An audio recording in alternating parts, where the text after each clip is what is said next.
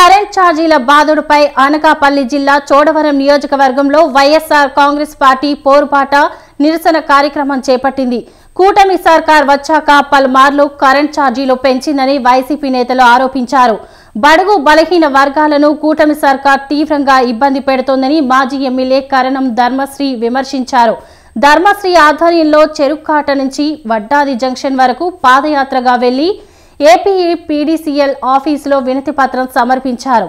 రాష్ట్ర ప్రభుత్వ విధానాల వల్ల సామాన్యులు, బడుగు బలహీన వర్గాలు కష్టాలు ఎదుర్కొంటున్నారని ధర్మశ్రీ అన్నారు. కరెంట్ ఛార్జీలు తగ్గించి ప్రజలకు ఉపశమనం కలిగించాలని తాము కోరుతున్నామని అన్నారు.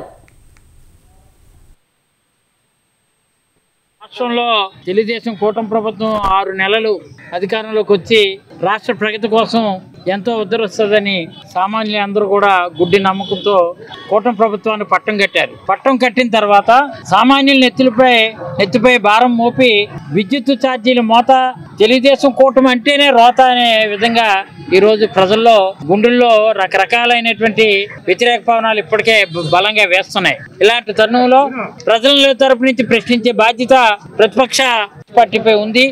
మా నాయకుల ఆదేశం మేరకు కూడా పెంచిన కరెంటు ఛార్జీలు 15,448 కోట్లు ఏదైతే పెంచారో పెంచిన వెంటనే ఉపసంహరించుకోవాలని, ఒక యూనిట్ ఛార్జీ సుమారు 2-2.5 రూపాయలు దాటిపోయే ప్రమాదం ఉంది. దీనివల్ల ప్రతి ఒక్కరు కూడా ఇది వరకు కరెంటు పట్టుకుంటేనే సాగు కొట్టేది, ఈరోజు కరెంటు బిల్లు వల్లే సాగు కొడుతుంది.